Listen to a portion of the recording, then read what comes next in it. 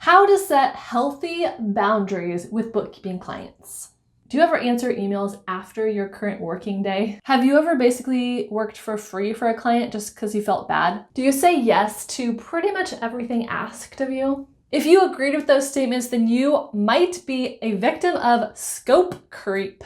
This is a common problem for those of us in the service industry. When we're serving clients, we want to be helpful, we want them to like us, we want them to keep hiring us. But in this video, I'm going to give you five tips on how to reduce scope creep and set good, clear boundaries with your bookkeeping clients. Number one, you might have guessed it, is clear communication. So right off the bat from your initial contract, I have a video all about how to make a bookkeeper contract. The thumbnail looks like this. From your initial contract, you can spell out in there what hours are you available to work. Do you just work evenings because you have a day job? Do you only work Monday, Tuesday, Wednesday because you watch your kids the other 2 days a week?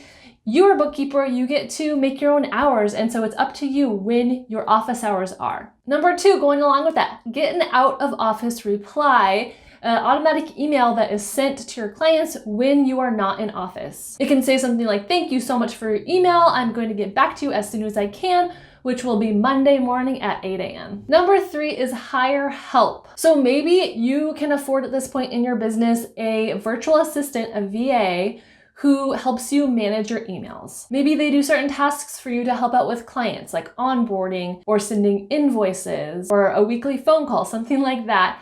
Whatever you can outsource to another person, that could really help you with those boundaries so you're not always the one on call 24/7 answering every single question that your client has. I did do a video all about how to hire an assistant. The thumbnail looks like that. I talked about different kinds of assistants, so you can get one for like clerical work like a VA, or you can hire a bookkeeper assistant that you can outsource some of your bookkeeping tasks to. That is another option that could be cost effective for you. Number four is adjust your pricing for scope creep.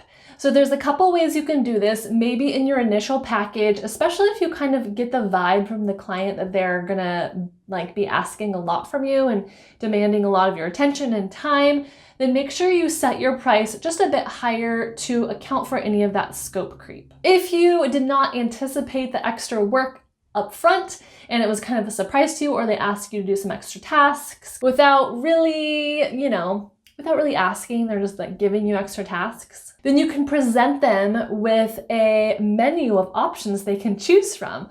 So would they like to include invoicing or invoicing follow-up? Would they like to include payroll? And you can itemize some of the tasks that you are doing that was not in your initial agreement, and you can ask if they would like to add these on for this price. And I know that is hard to do. That's totally hard for me as well, to come back and renegotiate and stand up for yourself. But in the end, you're gonna be so much happier doing it that way. I feel like the older I get, the more I am just not willing to do things for free and do things I don't want to do. So I'm sure some personalities need time and wisdom to kind of, be able to do that. And some people probably can just lay down the law right from the beginning and be like, no, that's not okay. That's not in our contract.